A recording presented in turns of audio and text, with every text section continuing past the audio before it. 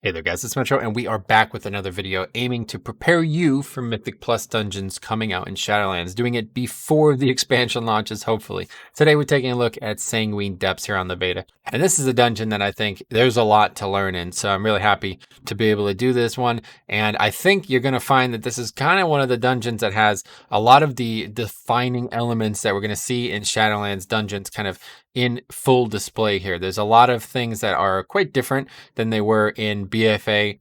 And I think this dungeon really represents that. The bosses, some of the trash, some of the way it works is going to be very interesting. I think it's going to be quite different for a lot of people. So even if it's just your first time doing Mythic Plus in Shadowlands, but you did a lot in BFA, I think there's going to be a lot to learn here. So out of the gate, you see big pull potential. There's some things that are happening, but realistically, it's the first pack of a dungeon, so it shouldn't really be that dangerous. Now, after that, though, things start to heat up. So we have this mob here, this Mistdancer mob. Anytime you see this mob in this dungeon entirely, you should be a little bit concerned because they recently just buffed this mob specifically.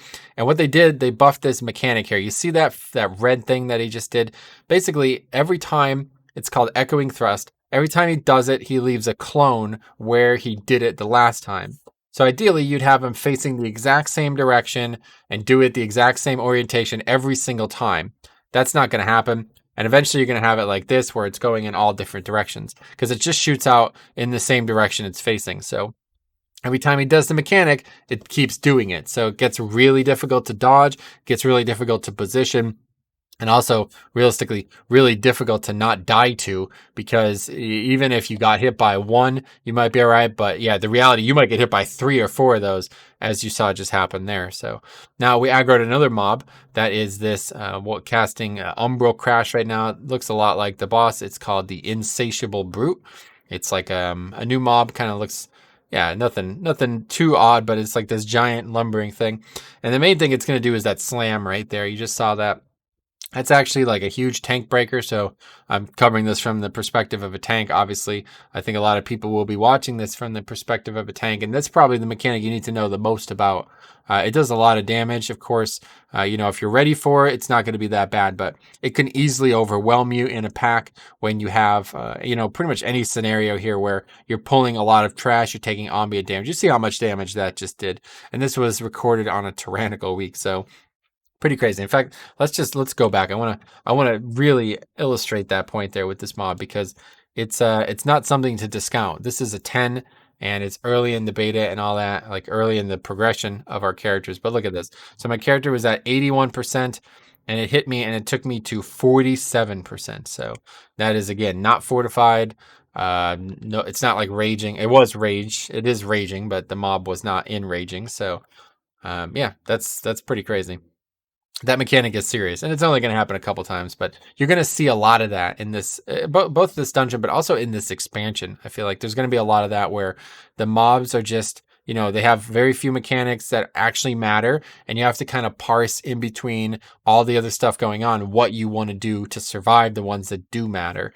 And for me, this is actually one of the most important mob types in the game for this because they're constantly surrounded by these other mobs that you see are doing this Engorge. Okay, this Gluttonous Tick, it does this ability called Engorge, and you could see it's like a little blood boil. It's a blue icon, and it's got stacks on it right now. That has 5 stacks. And from what I could tell with this mechanic, it's that it just kind of constantly tries to do it. It's an interruptible cast, and every time it gets like a tick of the cast off, it gets a stack. And then when it dies, it explodes, and it does more damage with that on-death explosion, the more stacks of Engorge it has. So this is actually like, these packs, this is only basically 3 targets. There's 1 non-elite as well. And then, so you got the big guy who's constantly doing the slam and this other mechanic that it does, which is an AoE, Umbral Crash right there. It just jumps to a player. Apparently, if it hits that player, it's going to suck life from them too. I don't really know exactly how that works. I've not necessarily seen it, but as you see a raging slam while I've, got my, my priorities not straight, let's put it this way, looking at other things, trying to interrupt, stun, etc. You can be taking a lot of damage here, so... and then, of course, these mobs could be dying and doing a lot of damage too. So there's a lot going on, a lot of things that need to be interrupted, quote unquote, but not necessarily that need to be interrupted. So you actually see it there. We'll read the tooltip. At 20 applications or upon death, cast Gluttonous Burst. Damage of Gluttonous Burst increased by the applications of Engorge. So that I assume they mean the stacks. It's a little awkward wording there, but obviously what they're talking about is the more stacks it has, the more damage it does, right? And then, you can probably see it when it dies. Let's see if we can't figure this out. You can based on the damage type weak core. So these mobs are about to explode. Hopefully raging does not attribute to that. So yeah, there you go. It did shadow damage. Yep, you can see all times they died, it did some shadow damage, and we actually lost a player because of that. So we have the manifestation of pride here. This is 21%. It's not necessarily always going to, there's probably ways to skip stuff out at the gate, but I assume one way or the other, it's going to be before this boss. There's probably a good case to try to skip something to get this for the first boss, especially with like how this boss works. You'll see in a second. But yeah, what I've been seeing here is, you get this mob, you quickly nuke the next pack, and then you could use it a little bit out of the gate for the boss too, and you'll have some nice, some nice extra damage there. Whether or not that's realistic for every key, I don't know. We still don't necessarily know what this affix is going to look like at the, like when like the average player starts getting into harder keys. Like right now, this is as low as the key that you can do with this mob, and it's absolutely wrecking us. But who knows if that's going to continue through, harder keys. So really the big thing to keep in mind though is that it's just a huge amount of mana regen. So even though it looks like it's doing a lot of damage, the healer should be using a lot of their mana at that point, and then they're going to get a full bar back without having to stop. So, but again, Trent are really saving me here. You might not be paying attention to that, but we have a balanced druid using Trents a lot. So one of the slams from that brute there. Now, so this is something else that happens here all the time. These famished ticks. You see how much damage that just did? It's insane. Those famished ticks, they come out from the side, like underneath, kind of like broken area, and it's not working properly, I guess is the way to put it. They keep evading. I don't know why. This happens all the time. Maybe it's been fixed by now. I haven't. This footage is from like about 2 weeks ago now. So yeah, it's been a while, but I don't know. Just keep that in mind. There's like non-elites. I don't know if they're going to cause problems with affixes or anything, but they are there and they appear and they cause some problems right now in the beta. So anyway, here's the boss. Now this boss is, now we talked about this. Hopefully you've seen the previous entry in this series. It's actually about just general dungeon changes that were posted in the Wowhead data mined. And this boss was extremely, like, it's been changed substantially. So this footage is from before it was changed. And you can, watch, cross-reference that video with this, because that actually was a ton of stuff in this dungeon. But we're going to talk about it like it has changed, even though it hasn't in the footage. So we have the first mechanic. It's very few actual mechanics, okay? There's the Vicious Headbutt, which was nerfed. I think it was like 10% or something like that. But as you see, it just did an insane amount of money. It basically, and you could see I actually have a big defensive rune tap up, right? And I still took, let's see exactly. I think it took like probably like 5% of my health and damage there. But it does a lot of damage. It is tyrannical, but that is with the defensive as a blood DK. So we're going to see. I am at only 80%. So it didn't do that much. I was lower because of auto attacks, but you could see how much health that actually took off my tank. And of course, it's a little knockback too, so this might cause problems.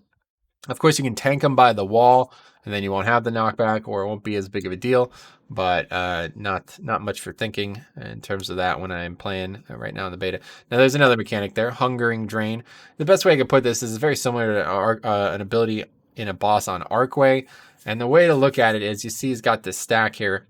The more seconds of that ability he gets off, the more stacks he gets. So you need to interrupt the second you can, but no matter how good you are at interrupting, it's always going to get something, I believe. I don't think there's a way you can get no stacks. And I think it just makes him do more damage or something like that, because it doesn't really seem like it does anything. But they did buff the absolute hell out of that mechanic. So I assume what they buffed is the actual channel. I think he's channeling it. He's like draining me or somebody, and that's how he's gaining his power. But still, it's a very easy mechanic to deal with, and I've not noticed it much past that.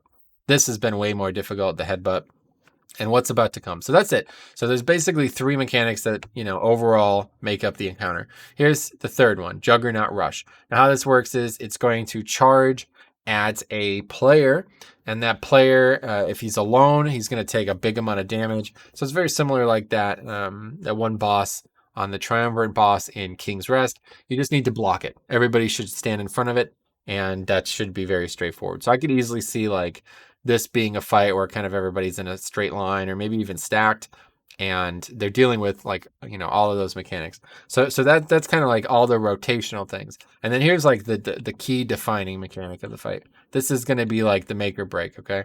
So it's called Severing Smash. Okay. Now they buffed the amount of damage that the smash did, but in reality, I don't think it was that. Is like, it's not really that big of a deal, because this is way more important what comes after the Severing Smash. So the way it works is, after the cast is over, like as he finishes the cast, he knocks everybody back and severs a piece of their anima or soul or something. I don't know.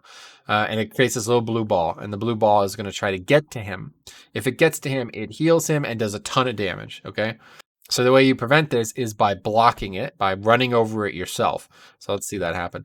So you're going to see I'm running as far away as possible because I want this orb to be as far away as possible. And that's not just because I'm trying to make sure he doesn't get hit by it. That's probably at a first glance, you're thinking, oh, that's why he's doing that. But that's not the only reason I'm doing that. The further away the orb is from the boss, the easier it is to not accidentally kill your group. Like, let's put it this way.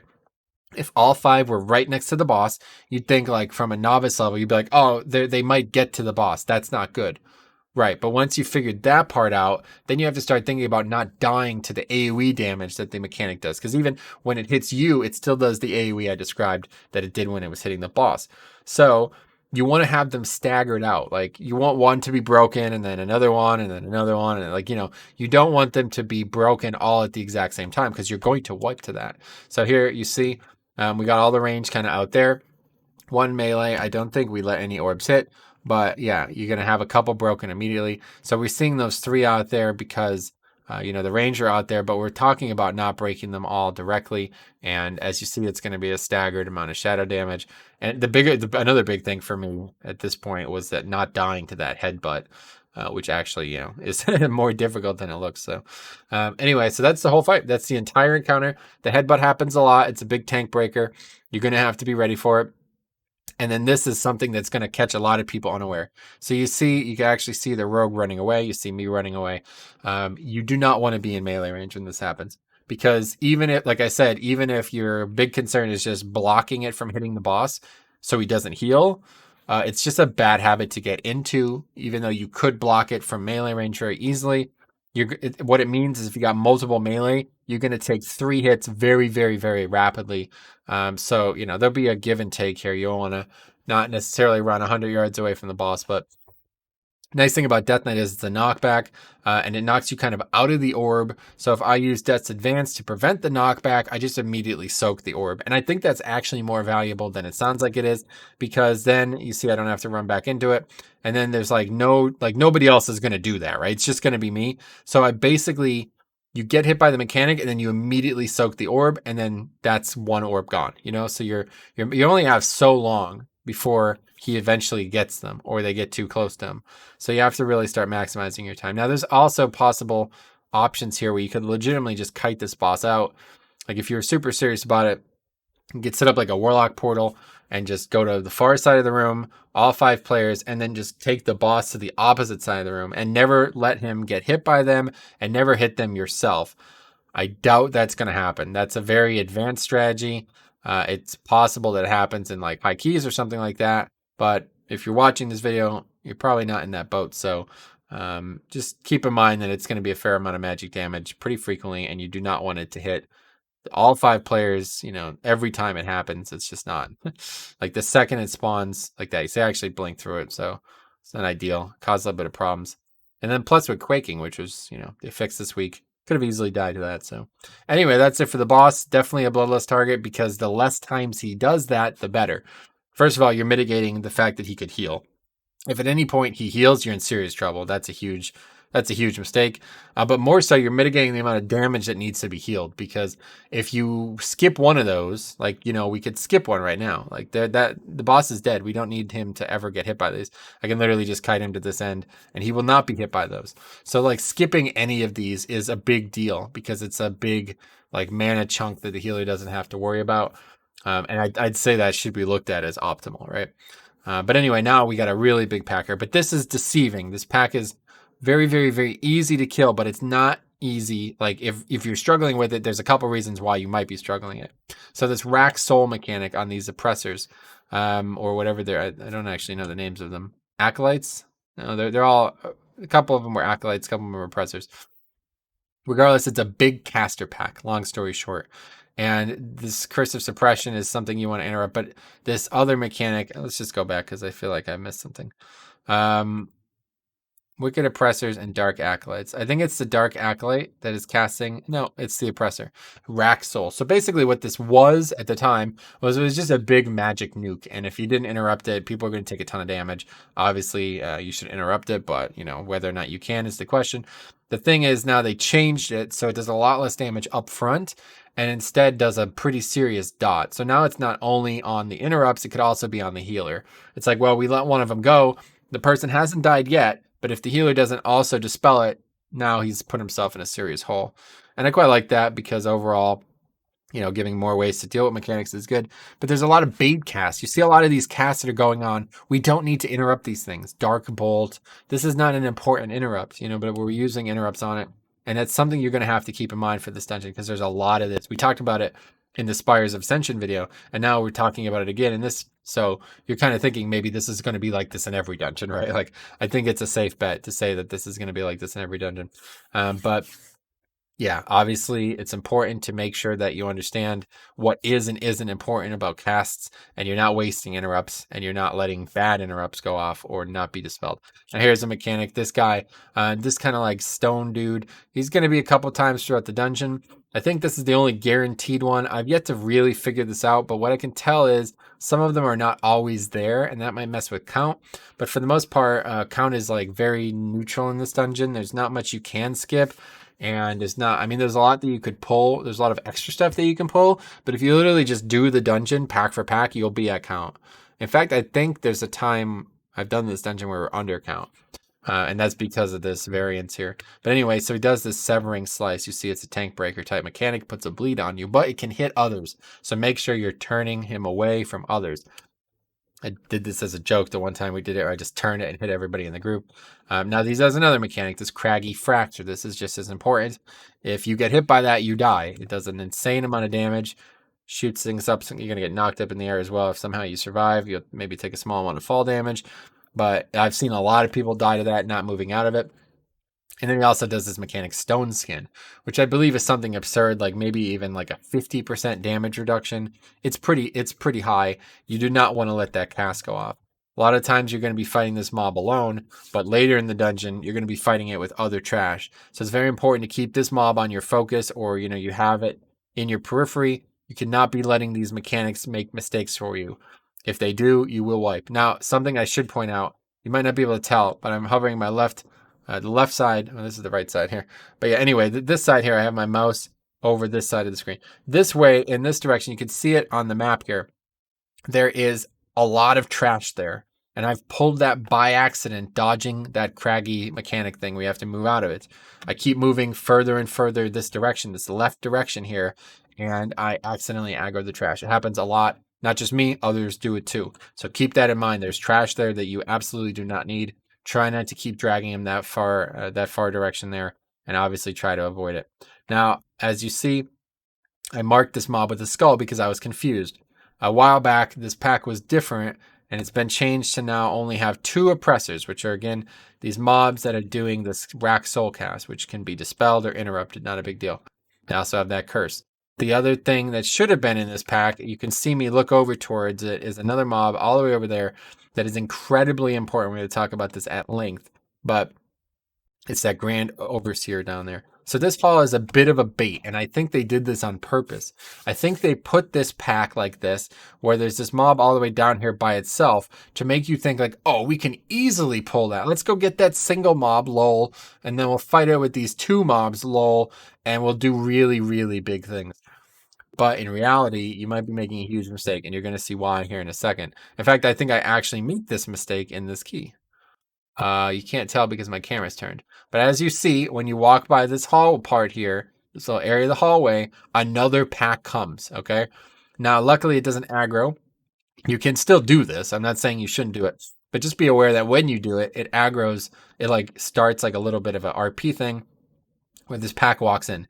And if you aggro that pack with whatever's left from this pack, you can be in serious trouble. And I'm going to tell you why. It's this Overseer. You see this mob, you see this debuff I have on me. This is incredibly important debuff. Now, they did just nerf it again, so check that video if you haven't seen it. But the way it works is it's this stacking both healing and damage done reduction over the course of the duration of it. And I guess it lasts, what's the last 15 seconds or something like that? Yeah, 15 seconds, keep stacking, and it's just constantly stacking while you're in combat with this mob. You can outrange it, I'm 90% sure. I could also stop its stack with AMS. So if I time it right, I might be able to drop stacks. I don't think so though, but I can at least stymie its, its gains for a little bit. Basically, the best time to use that would probably be as it's dying. As you see, I used AMS. So now I go into the pack with less stacks or something. But regardless, it's going to keep refreshing every time you're in combat with this. So I don't know if we do this. No, I'm constantly. So I'm like conscious of it. We could have easily just went right into this next pack. And even though it's only 6 stacks, it's going to just refresh and it's going to go higher and higher. You know what I mean? I think 15 is the max, one way or the other. But this is a very interesting type of mob because it doesn't really do anything. It just makes it a lot harder for you to do things. So I definitely think this is something that people should be paying attention to. These mobs are really going to slow down this area or require some very heavy mechanical prowess. There's also this dark bindings, which from what I could tell, it just binds the target, the player to that location of that mob, and you can just run out of it. I think I've heard the druids say that you can shapeshift to drop it as well. From what I can tell, you can't get away from it as a tank because the mob just moves with you. But I don't know if that's important. I think it's just doing damage or something. Now, we did the quintessential mistake here. We aggroed this Chamber Sentinel. This is the mob I was talking about before. And this is because he's a patrol. I might be able to show you where he patrols in a bit, but long story short, he basically just patrols through this hallway here. And I think we probably end up wiping here because of this. So we now have 8 stacks. It's about to fall off, but we have multiple stacks of this debuff that's making us do less damage and less healing. We have an extra additional aggro, and then now we have the Manifestation of Pride. So this is just very bad. Let's put it that way. Suboptimal. But it's not, not something you can't do or you can't recover from, especially if you can get that aura off, then everything's pretty good. It's just dodge a mechanic and interrupt once and then deal with the Manifestation of Pride. But yeah, basically this guy patrols into an area that I'm not sure why it even exists. There's so we almost missed the interrupt on that stone skin. But anyway, there's a room to the right, or I guess to the left, depending on which way you're facing, that puts there's a bunch of trash in there, a bunch of weird trash too. I don't know, maybe people are going to do something with that room. I doubt it, but it's so out of the way. It's actually kind of, you can see it. You see all those acolytes and oppressors in there. It's actually really high volume trash. So yeah, maybe somebody does end up pulling that. Just something to be aware about. It's a bit of a strange room though, if you ask me. So now again, you want to try to interrupt. I'm failing in multiple ways, but yeah, it's not that big of a deal. Of course, same thing we talked about. Cursive suppression. I think it's also a silence. I think we talked about this in a different... I think I'm not 100% sure that's the case, so I don't want to say for sure. But I think that cursive suppression is also a silence. And again, that's just on the oppressor. So, but then again, we have this Overseer is putting this absorb on us, or whatever, this nerf on us, and we have to deal with that. We got 7 seconds left, but there's no more coming up. So, pulling with 7 stacks, perfectly fine. It's just do you want to pull with it up and refresh it? I don't know. I think the answer is no. There's a bunch of mobs like that in this expansion, and it really makes me wonder what the, the optimal approach is going to be. I'm just not sure. So anyway, yeah, so we have this new mob here. It's like a mini boss. Okay, it's kind of like a janitor or something, head custodian, and it does a bunch of janitor style abilities. One of them is the sweeping slash. If you get hit by that, you probably get like knocked up or knocked back or something like that. But the main thing he does here, like really, really, really, the main thing he does here, you're gonna see it now. Well, actually, motivation of clubbing, it also buffs a mob, but here it is. Bludgeoning bash, okay? Now, they buffed a bunch of things about this mob again, but regardless, it doesn't really change anything. This is the only thing that matters on this. He disorients the tank. See? 4-second disorient. I don't think there's a way to not get hit by that. Now, there might be some kind of line of sight shenanigans you could do. People have done this in the past where they kind of light a sight, a cast, and he misses or he doesn't do it. Maybe it's possible. I don't know. But from what I've tested, I've yet to see any way reliable to not get hit by this. I've parried it or dodged it, I guess, in some cases. Like I don't always get hit by it. But yeah, if you get, if you have multiple melee and you get disoriented as a tank and you have all these mobs up, especially like something like this with Raging, yeah, you see it actually hit Seismic and knocked him up, that sweeping slash. But these mobs also run. Another one of my least favorite things about certain mobs. Anyway, sorry, we're all over the place, but yeah, just keep that in mind.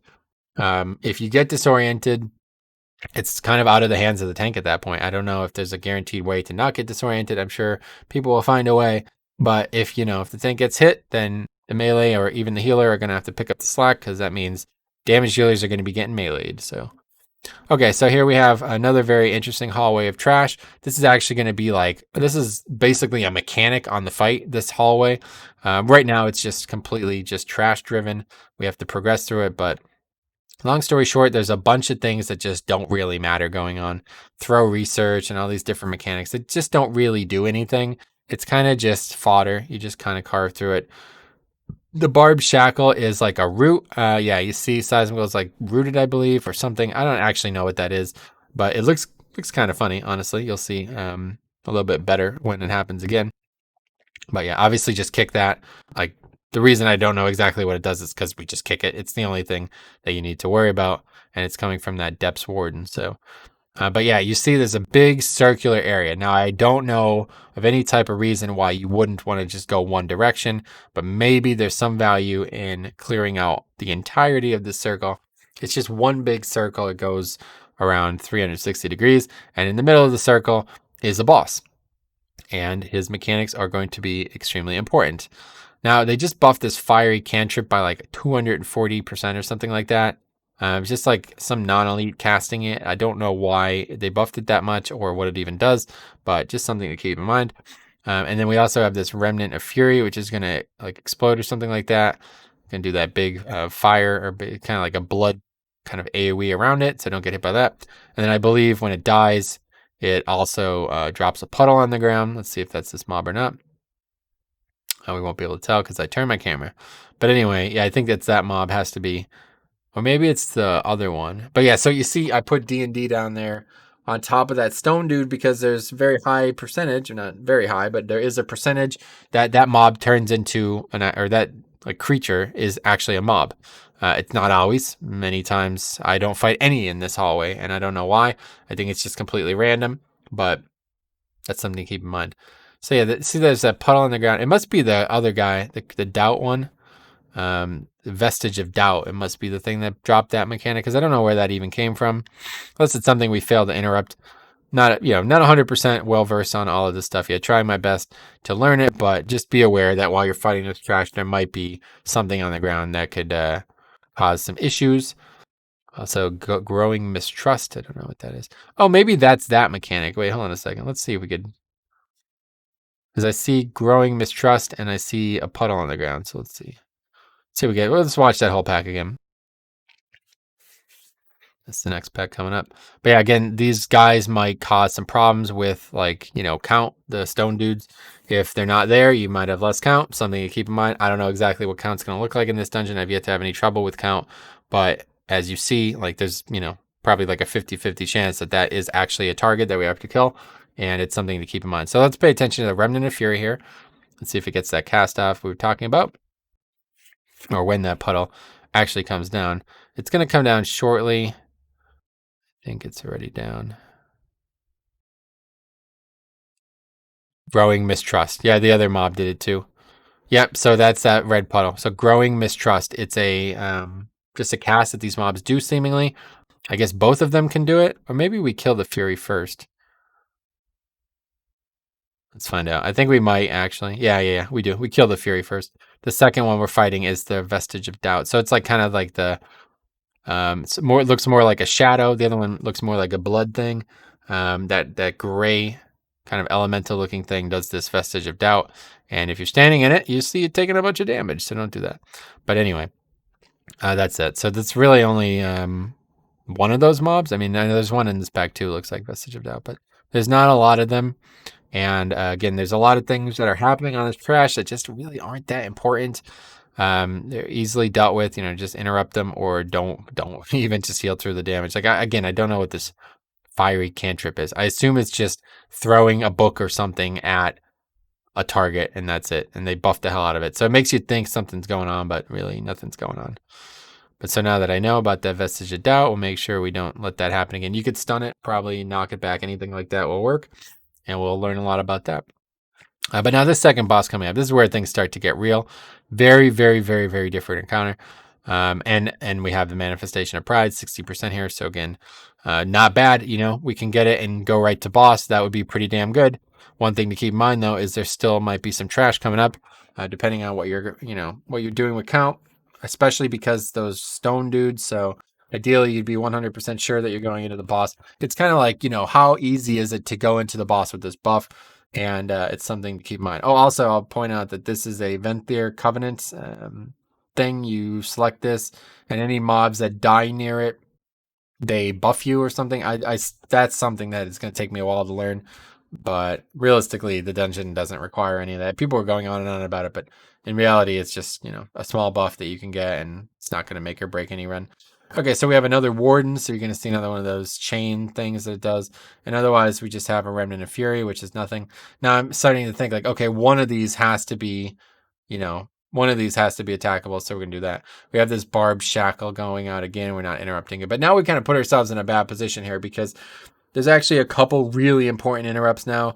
It's no longer just a Warden. And as you see, that Barbed Shackle, which is a root, the dude's rooted in the knock-up, and he dies because of that. So we can't miss all these interrupts. You have to get some of them.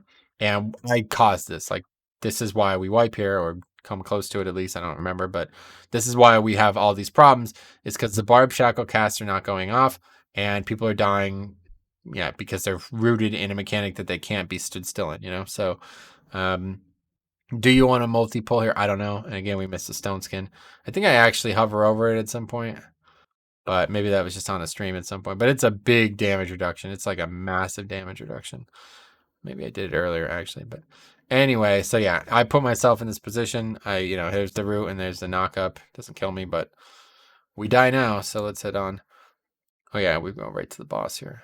We're going along. That's this dungeon's recording is 2 hours, so another dungeon where we do not have any hope of upgrading this key, or did not. A lot has changed, but I still don't think it's going to be much easier. So I get back, they're still fighting this thing, or they fought it again, I don't know. Just make sure you're interrupting, and make sure that you're not over pulling here. Again, this is just like the previous hallway. Over pulling, it sounds great, but you have to be able to deal with all the mechanics. If you can't, you're done. You're going to wipe. It's not that much harder. Like, the actual damage they deal to you is nothing. It's just the mechanical overlap. And I do think that's very intelligent dungeon design. Like, if individually each pack does nothing, but multi-pulling them, it does so much that you can barely survive it, that's great. That's exactly what they should do, because then it rewards you to think like, all right, we can pull big on this pack. We have the group coordination needed, or we have CDs to burn through a mistake, and it's a lot easier. It's a lot like Motherload in that way, if you remember. A lot of trash in the beginning of the dungeon, had a lot of casts and a lot of mechanics, but people would just overpower through it with big CDs, or just rely on stuns and interrupts, and you'd be good. Now again, all of this side area, these doors can be opened. I don't know why you would do it, but maybe you need count, or you want to do something special. You can probably skip the first half of the dungeon and get all the count in the second half somehow. Maybe you want to do that, but either way, something to keep in mind. And then you see Rogue gets hit by the knock up there, so Not good. He survives it though, mostly because it's tyrannical, I guess, and not fortified. But again, just dodge that. Raging, obviously. And then just don't be in front. As you see, sizing well in front. That one I will not take full blame for. I could have moved him, but I didn't even really recognize that he was in front there, mostly because Weak War was kind of blocking it. But anyway, you see how much damage that does. Just a ridiculous amount. So getting hit by that as a damage dealer, not ideal. Okay, so we have the boss. We're going to wipe to it many times, but I'm going to go through every mechanic on the fight, and we'll see.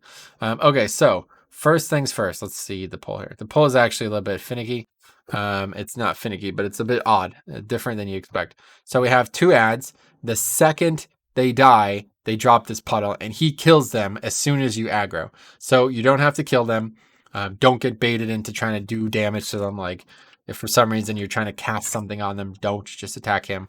They die immediately. And then they summon these beams that are kind of the reason the fight is difficult, or the reason the hallway is part of the fight. Let's put it this way. You're going to see it immediately. One beam goes one way, the other beam goes the other way, and this one is going to come through. Now, if you ever get hit by this beam, it puts a curse on you that just does damage, can be decursed. Luckily, we have 3 classes that can do that in this group, but you're going to see a lot of difficulty because they don't move at, well, let's put it this way. They're meant to cross paths right here, okay? So the further you get down one side of the hallway, the easier it'll be to dodge. If you tank them right here, they're literally going to cross right over each other and you cannot dodge them. But if you tank them like, kind of on the opposite side of the room, you'd have twice the duration, you know what I mean, to dodge it. So that's something to keep in mind. Realistically, not something you'll ever notice. Okay, so Castigate. This is unfortunately not able to be seen right now, but it's a big red circle, targets a player, and just channels damage into them. Probably the reason this fight is so difficult, because it's very difficult. Like, you just have to heal through it. There's nothing special you can do about it. If you have an immunity, you can stop it, or maybe even like feign death or something like that works. But otherwise, you have to heal through it. And as you see, it is doing a serious amount of damage, almost 100% of the healer's health there. But then it complicates the fight even further when this ad spawns, because first of all, the hallway is very tight. You know, you have to dodge all these different things we're talking about. But if the Castigate thing is a big red circle, and if somebody else is standing in it, they're getting hit by it too. Maybe not for full effect, I feel like, but they're definitely getting hit by it. So anyway, this fleeting manifestation spawns. And this is kind of a bigger deal than it looks, because I'm pretty sure, 99% sure, the longer, yeah, I think you can tell. This is probably some kind of stack. No, not quite. Anyway, the longer that thing's alive, at least it seems that way. It might not be the case. This ad basically does an AoE pulse, let's put it this way. And from what I could tell, the longer it's alive, the more damage it does, which does seem to be the case. But anyway, you want to kill that thing as soon as humanly possible, because any tick of that thing is bad, and the more you get, the worse it gets. But now you see the real reason this fight's hard. So we have the beam coming up the left side, and we have the puddle dropping from killing the ad. We have the AoE damage that was killing the group from the ad, and there's a lot of movement and a lot of things to be dodging. The puddle is underneath the ground, so the rogue is trying to hit the boss while standing in the puddle, and then the other beam comes through and hits him, and now he's got the curses. And now I'm standing in the puddle, and meanwhile the Castigate's gone out again on the dude who's at 70% health, so it's a struggle to keep him alive. But then we battle res, and now another, now I'm constantly swiveling my head here. Okay, so here's the beams coming up this side, and again, because we're a little bit further down the clock, in terms of the circle, we have one beam coming, and then probably another 10 seconds later, or not even, probably 5 seconds later, another beam's coming. So we kind of have to swerve through that, and then, there comes the other beam. But then the ad's over there, so I grip it over here, and now we got Castigate right in the middle of the group. It's on a melee, and they can't really stand there and hit the mob without hitting others. It's just a really, really, really, like, mechanically bloated, I'd say, even fight. Like, there's a lot going on in this fight, and it's all because of this hallway that it's difficult. If the hitboxes and the mobs were bigger and the hallway was 4 times as big, this would be a very, very, very easy encounter. But they managed to find a way to make a difficult encounter, literally because of the place you fight him. And they do that in a couple of the fights in this dungeon. Really, the first fight could be looked at as that same way, because it's in this very narrow, long hallway, which we're now back in. And a lot of the mechanics overlap in that way. So I know we killed the fight. I just want to show that pull, because maybe you'll learn something. But it's a very difficult encounter, and we probably spent like a good hour on this fight. Let's see if this is the kill. Yeah, it looks like it might be. Yeah, it definitely was. Okay, great. So let's start here. Okay, so one thing is Lust is another really good, it won't be backup if you're not wiping, but having Lust in this fight would be really good because the less ads that you have to fight and the less, times you have to deal with these mechanics, it's just way easier on the healer's mana pool, which is absolutely going to be a resource on this fight on Tyrannical. You might run out of mana before the fight is over, and then that's very bad. But actually using this potion thing here, it's like a grenade that does some damage. But again, so the first castigate that goes out, we have a rogue that can stop it from hitting him. Should we do that? The first time? No, absolutely not, because there's nothing else going on. I would say save it as long as possible, unless you're sure you're going to get 2 in, which I don't think many people are going to do. But you see, we dodge. There's an ad that's spawned. We've killed that. Castigate's on size while he's healing himself. We're getting a proper amount of healing. He's never in danger. We have to keep moving though because of the puddle, and we have to keep conscious of the beam that's coming in, because the further we get down the hallway, the harder it's going to get to dodge the other direction. You know what I'm saying? So we have to be more ready for that. So now we have a couple people with the debuff. Luckily, we got plenty of dispels. We're getting that off. We have another ad spawn. Second ad spawn, the boss at 50%. So that's really good damage. I throw down AMZ, really good because this ad is just doing constant pulsing shadow damage. You can see how much it's doing. And I don't know, I'm not sure it's going up, but either way, it's just constant. Yeah, and it's really not something you want to be fighting for more than a few minutes. Now, another problem that you might have seen occur right now, we now have 2 puddles pretty close to each other, and it's basically entirely blocked off this room. So we have ranged who are stuck on this side of the room. They have to run through this because they have to. Like, we can't keep moving this direction with them on that side. They don't necessarily have to if the fight's going to die, but considering it's at 46%, they're going to have to. And then that again causes problems. So watch, the beam is going to, oh no, the beam is already passed, I guess, yeah. But like, I know at certain times, people are moving out of the puddle and they're moving into the beam, and it's just causing more and more problems. So beams, dodge, you can dispel if you don't. Kill at as fast as humanly possible. Quickly recover from that damage before castigate happens again. And whoever it's on, yeah, be ready to not die. So that was the perfect use of that. He was at like 20% health when it picked him. He was going to die, and he uses Vanish or whatever. Not Vanish, probably, but Cloak. Removes the mechanic. Gone from the fight for that time. And that is ultimately the reason you might get a kill here on a fight like this. Making a good play like that is very important. But again, so we have Castigate out. It's on a melee. He's standing there, and I'm getting hit by it, but he's also dying from the ad. It's just so many things happening at once. Constantly having to move, constantly having to dodge. And it's just, yeah, it's a really, really tough encounter. So it's another one of those fights where like having a single immunity could actually save a wipe. And I think, actually we do end up coming down to the wire here, if I remember this pull. Maybe this was a different group, but adds out. Now, one big trick I was going to tell you about, don't fall for this. Do not be like, look, first of all, look at the health pools. The boss is at 11%, and it's at 128k. This mob is at 70%, and it's only at 57k.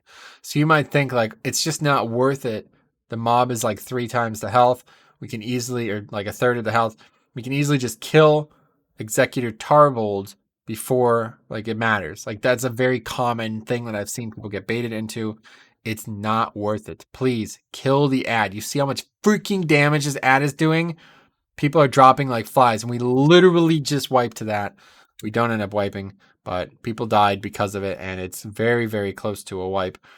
And again, people are getting, I think I got hit by it maybe too, but AMS, I don't remember. But either way, don't get baited. Do not make that mistake.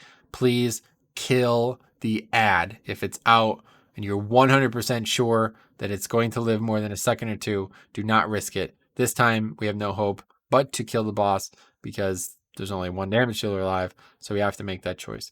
But that's that. Very, very, very difficult encounter. It took us like an hour. It took us like multiple hours to get good enough to kill that fight, because last time we had to skip it. I had done this with the same. These are people from my guild and around the stream and stuff. So they're people that I know are good players, and we literally couldn't kill this boss last time. So we had to skip it, which you can. You can skip the boss, by the way. Let me make one thing clear here. There's this door here that this is how you get down to the next part of the fight. Let's just show that. It's just in the dead center, so it's like right here. You can see on the map. It's this door here. You walk down, and there's a little hole, very Dark Souls style almost. Oh, I guess it's not that one, but it's this one. There's a hole. Now there's a chain that if you're down there, hanging chain, you might be able to see it. You pull this and you takes it back up this, up this chain. If you've fallen down and you need to come back. But like this is how you go down to the next part of the dungeon. So you could actually skip that boss if you wanted to. Just hug the left and you could skip him. We did this last time we did the dungeon. It's perfectly possible, but obviously in Mythic Plus that's not possible. So now you drop down here, and again there's another chain. If you need to click it, it would be like right here. I got DC'd because I fell. That's great. But anyway, so we got trash. We got more oppressors down here. Again, rack soul. Just kick it. This is kind of like a bread and butter mechanic of this fight at this point, at this dungeon at this point. Curse of suppression. Pretty sure it's some kind of silence or something. But yeah, don't let the cast go off. If they do, dispel. Very straightforward. Pure caster mobs. And they don't necessarily have that much health. Like the Vestige of Doubt, as you see, has more health than the Oppressor. But of course, it is something to keep in mind. So I'm not really sure what's going on in this room either. It's like by lore, I mean to say, not necessarily mechanically. Very, very weird. This boss that we're fighting, Grand Proctor Valyria, is like, yeah, there's growing mistrust. But anyway, it's like kind of siphoning the life from a Naru or something. You can kind of see it. I don't understand why there's a Naru here. Like it doesn't make any sense to me whatsoever. But there is one here. It's like kind of, yeah, you can kind of see it maybe during the fight. But it's kind of like a main mechanic, like source. Like the fight and its mechanics are based on this Naru. So you're going to see how that interacts. But let's put it this way. If the Naru wasn't in the dungeon, this fight would be actually impossible. Now, they did nerf this fight quite substantially. I think they should have nerfed the second fight, but they nerfed this fight substantially. And we're going to talk about what they changed. We, again, spent an hour here, but this time we do kill it very... Like, it's actually easier with less people. If it was just me and a healer, a tank and a healer, I think I could two-man this very, very easily. And you're going to see why. Did we wipe? I guess so. Let's go to a later poll. Let's see if we can't just find the actual kill because it does... Yeah, okay, so we killed it. Okay, so let's go here. Yeah, it's the Bloodlust, obviously, is what we're looking for. All right, so complicated fight, but it's actually very straightforward. It's just numerically, it was very, very challenging. I don't think it's like that anymore. I'd imagine now with the nerfs, it's probably a lot easier. And of course, just dealing with the mechanics as they come, you'll be fine. So I guess we're a little bit... Okay, I wanted to start the fight with... I guess we'll just wait. Anyway, so it's basically got three mechanics, and the Naru plays a big factor into all of them. Well, the tank mechanic is actually maybe the most important thing. If you're watching this from a tank perspective, it's pretty crazy. There's iron spikes. Watch how much freaking damage this does. This is with Vamp Blood up. Look at that. It took me to 80%. It's just like a big chunk 4 times. Kind of like whatever the last boss, Dazar, King Dazar from King's Rest, hits you a couple times. I think you can probably parry it or deal with it in some way like that. But realistically, you just need to be ready with some Death Strikes. Bank at least 2 Death Strikes and you're good. 1 defensive plus a Death Strike is going to really carry on Blood DK. In fact, I find like this is actually maybe the easiest mechanic tank-wise for Blood DK now. It's harder for like Brewmaster and stuff now that they have less access to their mitigation. DK always has access to their mitigation, even if it's weaker.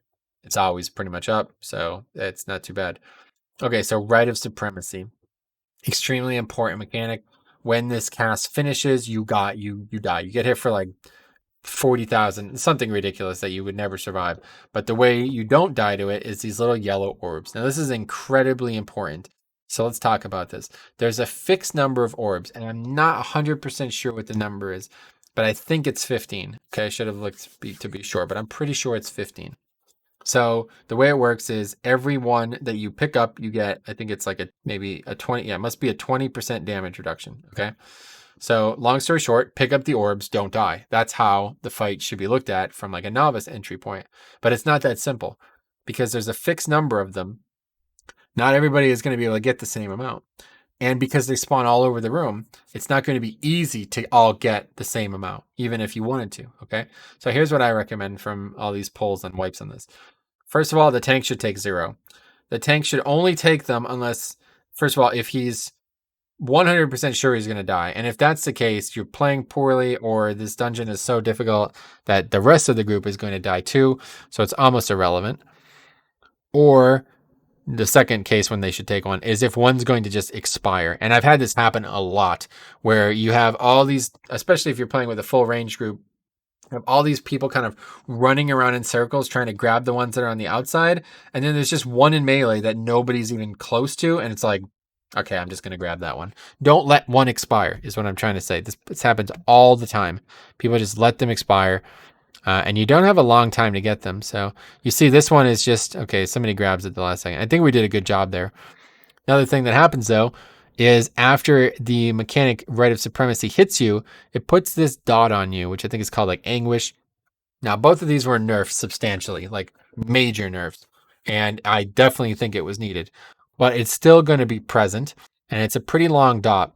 Something that the healer is going to have to deal with for, a fair amount of time afterwards. So is DK. If you AMS as the cast happens, you will mitigate the damage as its shadow, and you will prevent the application of the dot.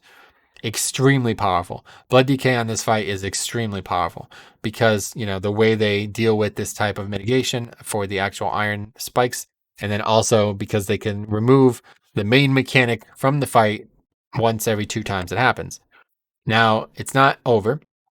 Now there's Endless Torment, which is another source of damage coming out.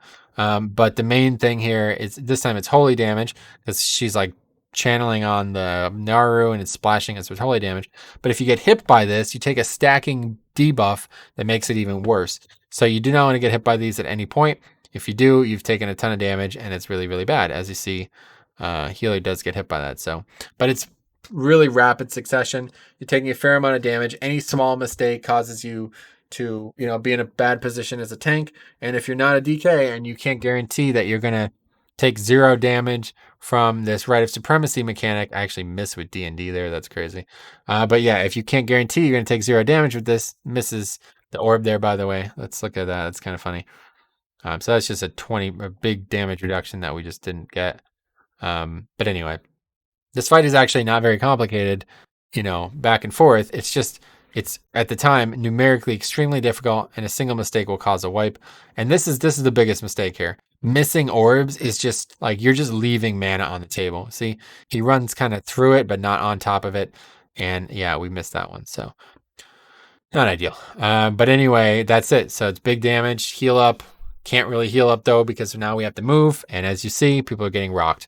Now, again, this is not actually a problem for us in this group because I know that this is actually easier with less people. And I know that because when there's only 15 things and they can stack to 100% damage reduction, having 3 people get 100% damage reduction is way easier than having 5 people get, 40 or something. I don't know, whatever it would come out to be. So now you'd think like, oh, we should be good, but still there's some problems. And we still have orbs expiring, so that's exactly what I was talking about. Don't let the orbs expire. Make sure you're getting them all. And that's it. So we actually 2-man this fight. And I think it's because somebody gets hit by something here, but this is one of the fights that's actually easier with less people just because of that mechanic. Not like you should do it with less people, but it is very possible to do with less people. And this is going to take a while because we're doing it with 3 people, but if you're really walled off by this fight, it's probably actually easier with less people. So yeah, he's going to die to that. Very bad. Just, out of mana at this point. But now it's even easier because now all she has to do is heal herself. I'm pretty much never going to need healing. This mechanic, maybe a hot would help, but realistically, if I time my death strikes well, I don't take any damage from that either. So that's pretty much it. But yeah, that's the whole fight. And the other thing I will say though is battle res is bugged. You might be wondering, maybe you're thinking like, oh, we're doing it with these many deaths on purpose, like to not even try to res them. But battle res is currently bugged, and it has been for months in here. There's something about this area that makes it so you can't battle res people, and I'm assuming it's a bug because you can target them with heals, you know what I mean? But you can't battle res them. It says target is obscured, so I doubt it's not a bug, but you never know, I guess. So anyway, that's it for that fight. Boom, we kill it. Easy. Okay, so let's move on. Now, things don't get any easier. This is actually probably the hardest part of the dungeon. I'm testing this out. There's these mobs that are just standing over there, where they look like mobs, but they're not mobs. They're just random, like kind of cheese or whatever people call it. to make it seem like something's going on in the dungeon. Okay, so here we go. Some of the hardest packs in the dungeon coming up here. Giant, absolutely giant pack. We have these Gargans, which did just get buffed. But again, more oppressors, which are going to need to be interrupted, same as always. The Huntsmaster, we saw that a little bit in the beginning. Nothing really special. Just dodge, or I guess maybe you can't. I think the Dread Shot is actually just shoots at a random person. Yeah, just shoots at a random person. So volatile trap as well. I don't know. Nothing special. The big problem here is the casters and the fact that it's like a sizable pull. But at this point, we have this shield. Now, this shield is going to be like a focal point of the run for the rest of the dungeon, and it's actually a pretty sizable damage reduction. I think it might be like up to like a 60% damage reduction. So yeah, you should definitely use this on this trash. This trash is extremely difficult, the pack we're pulling right now. Let's talk about why. 3 of the hardest mob types in here total. So we have the Overseer, the Sentinel, and the dude with the rapier or whatever. And they're all extremely dangerous. So I don't really know which one we should kill first, honestly. The Fencer dude, Mist Dancer, is probably the least dangerous because it's one, like, more avoidable, but it's going to be hard to avoid it if it doesn't die quickly. The Overseer is the only mob that does something that's not avoidable. You know what I mean? That's very dangerous. So that one, and it's making the other mobs die slower. So that's probably should be the target. But at the same time, if you're not dealing with the interrupts on the Sentinel, then that's really bad too. So you see I'm I couldn't interrupt anyway. My interrupt's on CD, but not really paying attention to the other mob. So yeah, this is definitely the hardest pack in the dungeon, I would say. I don't think it's even close because it's all 3 of the hardest mobs. And it's on, Overseer. Anytime an Overseer is in a pack, it's just going to take longer. And you're going to have to be really prioritizing good damage on that mob. Otherwise, it's going to take even longer.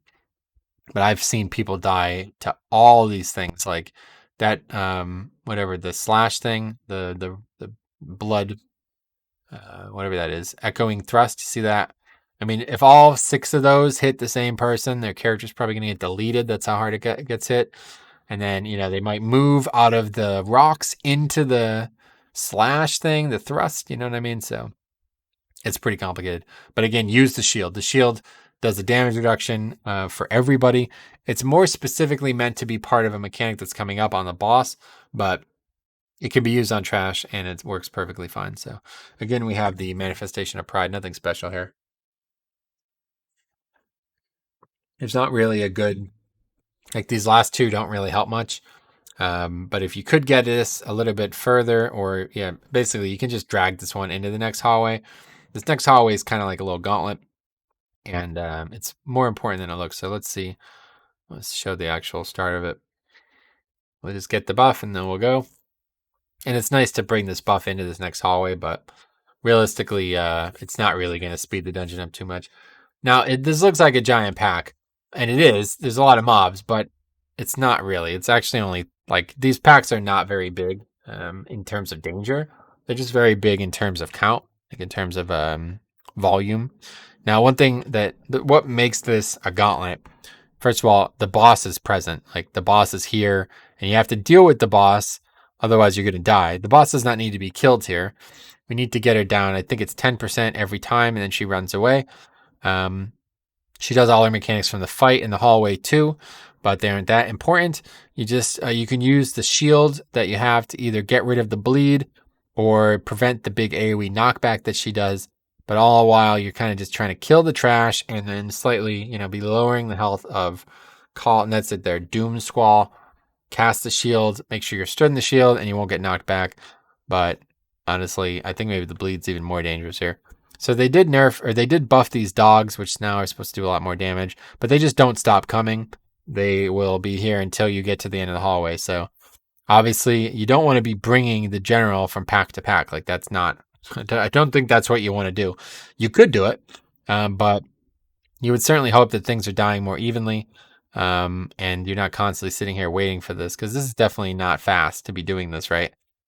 Basically killing a mob that gives 0 count and is only advancing the dungeon by necessity. So not ideal. But again, another Overseer. Okay, so that another reason you don't want to be bringing the boss to this pack. Or maybe you do. But for me, I feel like you don't, because this aura, it's going to be, if it stacks up fully and it's just on you, like even after the nerf, It's just a huge damage loss, right? Like, why do you want to do that little damage? And there's also another Venthyr thing in this hallway, if I remember correctly. Can't remember exactly where, but it is on its way. If not, maybe we already passed it. But again, I think you kill mobs near it and it buffs you. So that's probably how it works. But I've never really noticed because the buff is so small that it just doesn't seem like it matters. Okay, now this next pack is a little bit more interesting. Let's talk about this. Again, the dogs won't stop coming. So it really elevates the count of, like, I keep saying count, but what I mean to say is like the volume of mobs you're fighting. So if you're a tank that benefits from that, like Bear right now, then this would be a really good pack for you. So again, there's a bunch of mobs that are not even elites. You see, non-elites. It looks like a really, really big pack. And again, it is by raw numbers, but it's not actually difficult. There's actually the only mobs in here that are dangerous are really the boss, I would say, is actually the only mob that's in here that's dangerous. So it's very easy to come up here and want to blow all your offense or something like that on this pack. But the pack that's coming up after it is far more dangerous. And even though you see me getting hit pretty hard and I'm doing some good damage, it would be much better to just kill the boss as fast as possible than try to blindly AoE. Because the sooner you get the boss away, the less time you waste it on something that does not advance the dungeon in any meaningful way. And I just wanted to show my damage there because Dancing Rune Weapon is actually still a good offensive tool. Like it's not no damage. You know what I mean? It's not the best offensive utility out there for tanks, but it's definitely good. And then again, that Gloom Squall, just like on the fight, is going to be something you have to use the shield for. If you don't use the shield there, you get knocked back and take even more damage. And I think on the fight, it's a one-shot for sure because you're going to get knocked out the platform. But I'd imagine here it's very suboptimal. Let's put it that way. But yeah, let's keep moving. Okay, so yeah, we wiped. So again, even if you wipe, you come back. The dogs are still here. You know what I mean? Why are we fighting an oppressor now? Do we go on to the next pack already? Yeah, so we're waiting for people to get back. There's going to be another, I guess, 2 or 3 pulls before the boss. There's definitely a pack, like a giant pack with dogs and stuff in the middle. Anyway, as you see, the shield is just up there. If you die, the shield just drops wherever your corpse was. You have to, and oh, here's the interesting thing. You actually have to finish the boss. Like, she's not just going to move on her own. So even though it was at 80.2%, I had to finish her to move on to the next pack. So it makes me think like maybe there's some way you could skip her. I doubt it, but maybe like you can just move by her and she'll just stay at the front. It's actually, that's actually quite possible. There's probably something preventing that from being possible, but it's definitely possible. You could actually just maybe die and just run all the way to the end and never fight her. I don't know. That's something to think about for sure. But anyway, another oppressor and another overseer. So again, same combos we've seen. Just make sure you're killing the overseer. Trying your best to deal with this, or if there's a way that I'm unaware of, post it down below. Let others know. But at the time, I'm unaware of it. Okay, so now the next pack is actually the dangerous one. So it's the previous pack was the really high volume one. This is just 2 mobs, nothing special. But the pack after this has another one of those sentinels and some other stuff going on. So with the boss, it's going to be pretty difficult. This is definitely the one. If you're going to use any big offensive CDs in this hallway, and you're not going to be taking 10 minutes to do it like we did, this is where you want to have it. Oh, this still isn't the pack, huh? Okay, I'm an idiot. Anyway, again, boss, kill boss, no problem. Interrupt, rack soul. Nothing special going on here, just more of the same. Yeah, the pack coming up is actually the dangerous one. But so that time we actually didn't use the shield. Yeah, see, the shield's on CD. Now you could try to gamble. You can try to gamble with the shield and use it as a pure defensive. But if you're not sure it's going to work, you might wipe to it. See, shield's on CD. No go. We're all getting knocked back and we're taking lots of damage. I'm the only one who really comfortably survives it. So not good. But this should be a wipe there, I'd imagine. And again, the boss is just going to be waiting for us. Okay, so here's the pack. The Chamber Sentinel. Did we not kill the boss with it? This time the dog's just sitting there. I don't know why. But yeah, so this Chamber Sentinel again, same thing as always. There's nothing new coming up here. It's just, again, on top of all the other stuff going on.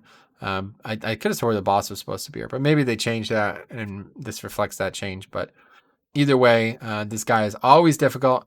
You don't want to ever let a cast go off because you're going to slow the dungeon down substantially. The Severing Slice is always dangerous. That's why I used the shield there in anticipation. I used it a bit too early. And then, of course, that Fracture will kill you if you get hit by it. So, yeah, I guess the boss is gone at this point. But we get the Manifestation of Pride. Gives us a big buff going into this pack that you're missing because I'm speeding it up too fast. Sorry, trying to not make these too long here. But inevitable. It's a long dungeon, and we spent a lot of time in here. Okay, so here we go. Giant AoE, all these dogs. Again, the dogs are massively buffed, but I still don't think this is actually a dangerous... this isn't actually a dangerous pack. It's just something that, you might want to do some AoE on. The thing is, again, it baits you into using CDs right before the boss. Is it valuable? In my opinion, absolutely not. But it is high volume. It's going to look good on the meters. You're going to want to try to top the meters. That's what you're going to be looking at, stuff like that, So, okay, so we got the final boss. Final boss is definitely the easiest boss in here, but it has the potential to be the most punishing if you don't do it well. Like a single mechanical mistake is a wipe. So what we have here is, again, let's just fast forward. Boss actually bugs out on us, so we don't get the kill. We can't continue it. Let's see if we can't find like a good pull here. First of all, the boss starts at 70%, and I think you only have to get her to 50%. It might actually be 55, but you definitely don't have to get her to 0. She's got an immense amount of health, okay? This is a raid boss, by the way. This is a boss that's in the raid with 2 others, so that tells you everything you need to know about dungeons. But anyway, so we get the shield. Have it on my back.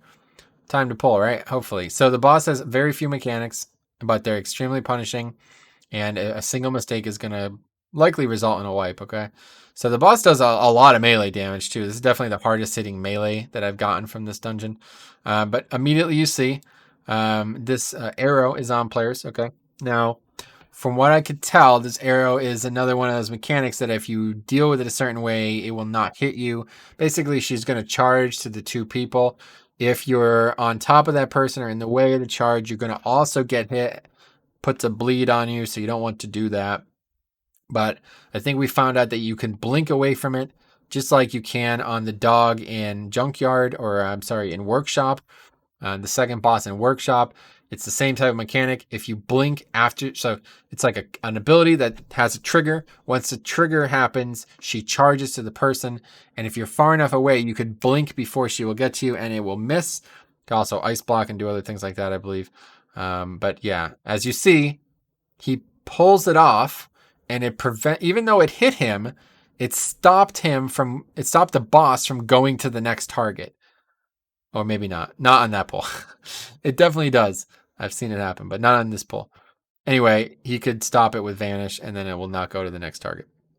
Okay, so there's the other mechanic. It spawns these 3 lines, basically, and they explode with a varying degree. Like, one goes first, and the next, and the next. So you have to figure out which one it is first, get by the edge, and then run to that to make sure you don't get hit again. I'm pretty sure if you're in the middle, you will get hit. We talked about this while we were doing the fight, and it did seem like people were getting hit. One other thing I'll bring up that's probably not intended is that if you're standing next to those things that spawn those kind of eruptions, it will melee you. Okay, so I don't think that's supposed to happen. Anyway, here's Gloom Squall. The way it works is the boss kind of ports to one of the 4 cardinal directions of this very small platform, and you need to get there and drop the shield. If you get hit by Gloom Squall, you get knocked off the platform. I mean, unless it's here and you get knocked into the doorway, you're not surviving. But you definitely don't want to get hit by it because it does an insane amount of damage. They nerfed that. They buffed the bleed, though. You see these buffs, debuffs, whatever, on the players. That's a bleed. And again, if you're getting hit by it multiple times for either a mechanical failure or just by bad luck, it will stack. And now the shield will remove this, the bleed, and prevent the knockback. So to me, it feels like you almost want to make sure you remove the bleed over the knockback, but the knockback is not, unless you're somehow not going to get knocked out of the platform, you're going to die from that. So you don't see it in this footage probably, but yeah, it does kill a lot of people. So again, so he actually gets melee there. In fact, you could see it happen, and he's freaking out about it. Let's see. Beware. Yep, worked. Let's go. What, Shadow Step? Yep. I Shadow Step to you. So there's confirmation that you could... that clone just meleeed me. I wasn't crazy. That's what I did too, is a melee. Okay, so not really supposed to happen probably, but yeah, if you're standing too close to these things, at least at this point, they can melee. I don't think that's supposed to happen. But you also, ironically, you heard Seinfeld confirm that he was able to basically blank use Shadow Step, but an ability like that will prevent the bleed from happening. And I just want to show that real quick because it's obviously a little bit more important than the actual melee thing. That's probably going to get fixed. But you see, it's on 2 people. Wait. Oh, this is maybe too early. I guess we rewinded it too much. This footage is so overwhelmingly large. That's difficult. Okay, so here it is. Or is it not? I don't know at this point. Anyway, take my word for it. You'll have to take my word for it. But yeah, you can definitely do that. I've seen it happen on multiple occasions. So, and then again, just Gloom Squall. This is actually harder than it looks because especially if you're a slow tank like this, you might get there and yeah, you might end up having some problems. So that's the whole fight. Literally the whole fight. Dodge these lines. Just find the area that isn't, you find the one that's not about to coalesce into damage and you move into that one and then, back and forth until you're safe. Spread out for the bleed. If you can prevent it from going on you, whether with an immunity or some kind of blink ability, you should do that because it saves a lot of damage. And then otherwise, just be ready for the Gloom Squall. Don't get baited. The main mistake that you can make is being on too far one side of the room.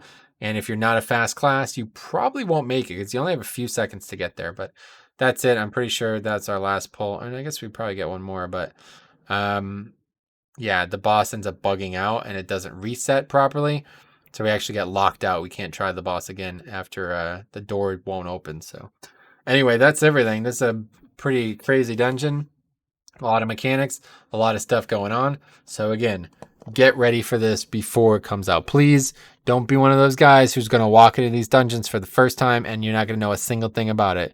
It's normal to progress and to learn over time, but do what you can to learn now so when the expansion does come out, you're already prepared. And if you have any questions about any of this stuff, I will help you personally. That's why I'm making these videos. It's not, I'm trying to help as many people as possible. So, tell other people about it and together, hopefully we can all learn so you won't have 130 deaths on a 10.